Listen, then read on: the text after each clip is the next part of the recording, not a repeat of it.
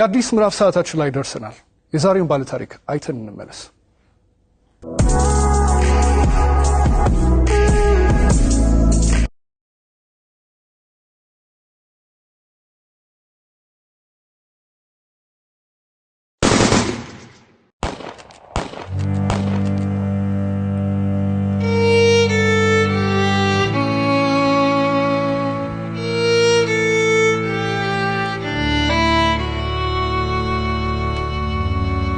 ስሜ ብርቱካን እባላለሁ። ተወልጄ ያደኩት ስናን ወረዳ ነው። ከእናትና ከአባቴ የመጀመሪያ ልጅ እኔ ነኝ። እኔን እንደወለዱ ነው አጋጣሚ አባቴም ወደ መንትን ያለ የተሰደደው። እናቴ በህይወት ያረፈችው በወሊድ ምክንያት ነው። ከዛ በኋላ ምንድነው የተደረገው? አያቴ ጋር እንዳድግ ቆየው። ከአያቴ ጋር እየኖርኩ ያለ 8 አመት ሲሞላኝ ትንሽ እሷንም ይቸግራታል። እባካችሁ ልጅትን ለሰው ልስጥ እና ፈልጉልኝ ምናምን ትላቸዋለች እሷ ማለት ነው አያቴ አሉ። በ8 አመት ያስወጥተው ወሰዱኝ። ከዛ እሱ የሁለት ልጆች አባት ነው፣ አንድ ሴትና አንድ ወንድ እና እነሱን እያሳደኩኝ ልብስ የምሳጠብ የልጆችን ማለት ነው ካልሲ ያጥባለሁ፣ ወጥ እንድሰራ ሙያ እንድለማመድ እነሱ እያበረታታችኝ ሰትየዋ ኢቭን ባላት ራሱ ሲኖር ማንኛውንም ነገር ሲኖር ለልጆቹ ልብስ ሰርፕራይዝ ይገዛላቸዋል ወደ አመት ምናምን ሲመጣ። እኔ ደግሞ ሰትየዋ ከምትለብሰው ልብስ ተቀድና ተጣጣፋጥነት እየነበርኩ እንትን ብላ በመኪና እንኳን አይሰፋም እቤት ነበር በመርፌ ተሰፋው ነበር። እሱን ለብሼ ሄዳለሁ። ጫማም የተወርቁ የወደቀውን ልጆች ተጠቅሞ የጨረሱትን እሱን ሰወትት ምንስል የባለም እንደዛው እየተማርኩኝ እያለ የሆነ ደረጃ ተሸላሚ ሆንኩኝ። እስከ 8 ደረስኩ። ከ8ኛ ክፍል በኋላ የሆነ ስራ ምቢት ልብስ የሆነ እየተጎረመስኩ ስመጣ ስራው እያያዘኝ ትምህርቱም እያያዘኝ እየከበደ ሲመጣ ስራዬን ለዲቱ ሙሉ ሰዓት አንተደላለሁ አልተኛም ነበር። 24 ሰዓት ነበር። ከዛ ዩኒቨርሲቲ ኢንተርሶርት ያከፍል ጨረስኩ። 12ም ያው 392 አመጣው። ውጤት ከመጣ በኋላ ወደ ዩኒቨርሲቲ ተመደብኩኝ።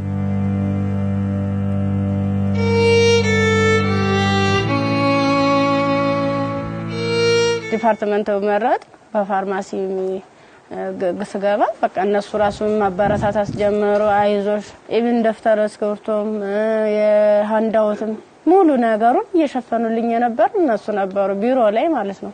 አሪፍ ውጤት ነበረኝ። ከዛ መጨረሻ ላይ ልክ 1 አመት ተማር፣ 2ኛ አመትም ተማር። 2ኛ አመት ላይ የተወሰነ ረብሻ ይከሰታል በሰዓቱ ማለት ነው።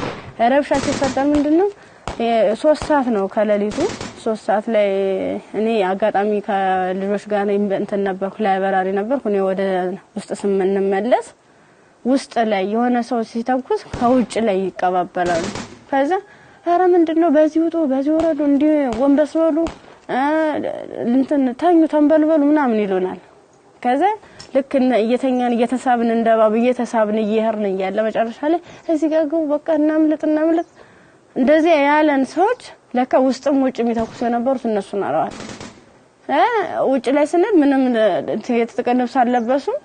ከዛ አንደኛው ትጥቅ የለበሰው እዚህ ጋር ግቡ ምክንያቱም እንደዚህ ድብልቅልቁ እየወጣ ነው እንዴ ህይወታችን ማትረፍ አትፈልጉም ሲለን እሺ ብለን ታርጋብገን ሁላችን ሰዎች አንድ ላይ ወጥተን ገባን።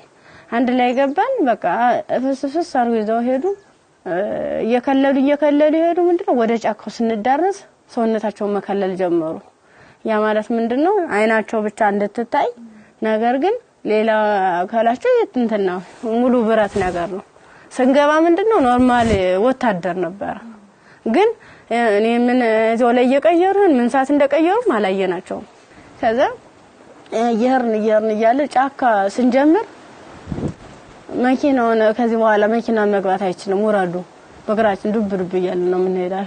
ልክ በግራችን እየሄርን እያለ እንትን አይናቸው ብቻ እንድትታይ ሌላቸውን ሸፈኑና ጸጉራቸውን ገለጡት። ያኔ ኬፕ ነገር ነበር የለበሱ። ጸጉራቸውን ተሲሉት እንደሹ ቀጥ ያለ ነው። እንሄዳለን መንገዱ ያልቅም። 6 ሰዓት ፈጀብን።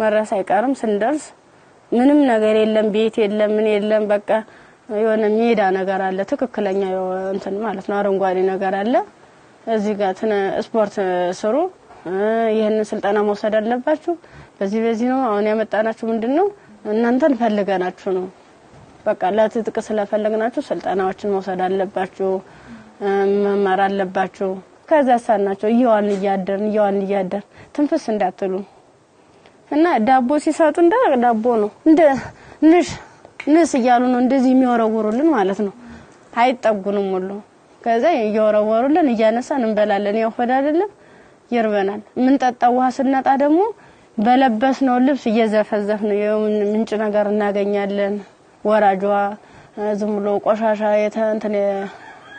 የተገደበ ነገር እናገኛለን እሱን ልብሳችንን እንዘፈዝፍና እንዲ ለመጥለቅም ስለሚቀፍ ልብሳችንን ዘፈዝፍና ልብሳችን እየጫመቅነ ነበር እንደዚህ ያንጠፈጠፍን ነበር ልብሳችን እየመጠጥን ምንጠጣ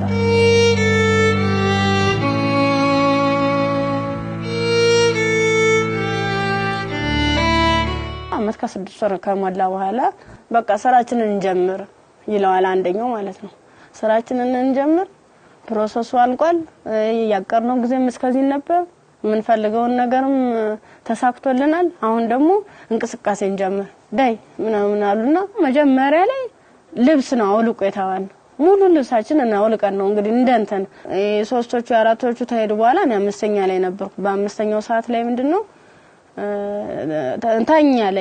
ታኛው ከተኛው በኋላ እየተካኩ ነበር ሲደፍሩ የነበሩ ማለት ነው ከዛ እየተካኩ እየደፈሩ ከደፈሩ በኋላ ምንድነው እንትን ራሴን ስስት አይ እንደዚያ ከሆነማ በዚህ ነው ስሜታችን የሚኖርልና እንደዚህ ያደርጋ ይሆነ እንደ 6 አይነት ነገር እንደ 6 ይሆናል እንደ ፌሮ እንዲ ነው ቀጥታ እንደዚህ ሲወጉ የነበረው ማለት ነው ጥቅጥቅ ካደረጉት በኋላ ስዳስ ሰው ራሱ ቁስሉ ይታወቀኝ ነበር እንዲታኝቼ ወድቄ ራሱ ማለት ነው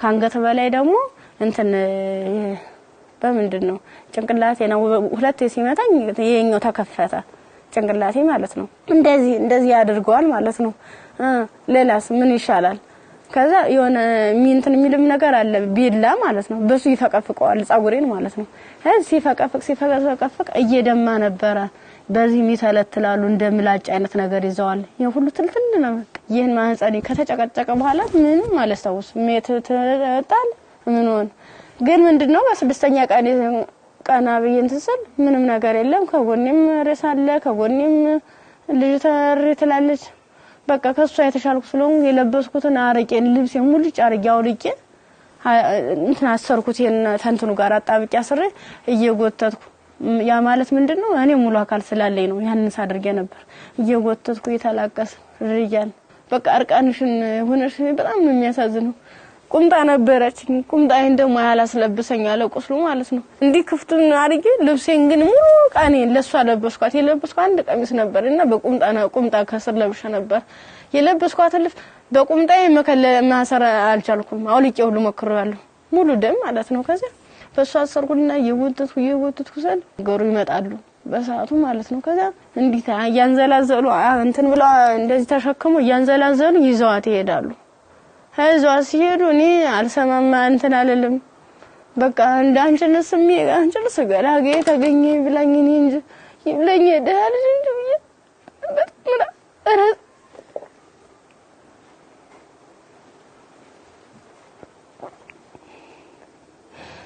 ይብለኝ እኔ እንጂ ብዬ ያርኩኝ ከዛ ያርኩኝ አላቋፍኛ ጋር እንዳልጠየቅ ምኑን ልጠይቃቸው በቃ ውስጥ የተጨነቀው ሁሉ መጨረሻ ላይ ጫካውን ስጨርስ ከተማ አገኙ ከዛ አባቴ እኔ ምን ዩኒቨርሲቲ ተማሪ ነበርኩኝና ልብሴን አጋጣሚ ልብስ ለብሼ እጅ ሌባ ወስዶብኝ ነው እስኪ ማከ ገዛልኝ አልኩት ተገዝለው 50 ብር ሚላ ሰናገኝ ከሱ ላይ 50 ብር ከፍሎ ልክ አንድ ዝምሮ ጥቁር በጥቁር አይነት ነገር ነው እሷን አለበሰኝና በቃ ልጅሽ ሊሊ ብሎ ዩኒቨርሲቲ ይዞ ሲሄድ ቀጥታ ዳይሬክተሩ ቢሮ ነው የገባሁት።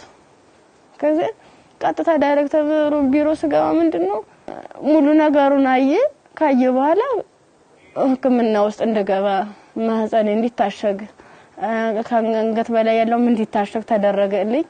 አሳሸገኝ እያለ በቃ ሰለቹኝ ማለት ቁስሉም ሊድን አልቻለም። እነሱም ካቅማቸው በላይ ሆነ።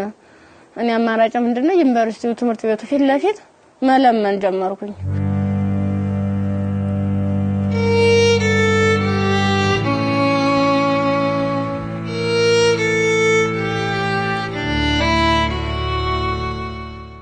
እንደ ኢንፌክሽን ፈጥሯል መሰለኝ ብዙ ቀን ስለቆየው 6 ቀን ማለት ቀላል አይደለም። ያን እየቆራረጡ እያወጡ እያስተካከሉ እያጠሙ ሲሉ መጨረሻ የልብም ከዝ እንዳለብኝ የታወቀም እዚያ ነው። ልክ በራሳቸው መኪና ነው ወስደውኝ አምጥተው እዚህ ጣሉኝ አዲስ አበባ ማለት ነው። ከዛ አዲስ አበባ ሲጥሉኝ ምንድነው ወዴት ልሂድ በቃ ህይወት መስቀልቅል እንዳለብኝ እብድ ሆንኩኝ አበርኩኝ። ከጊዮርጊስ ወደ ማርያም ሄድኩኝ። የማርያም ቀን ነው ልሂድ እስኪ ምናምን ብዬ ሰው በሚሄድበት እየተከተልኩ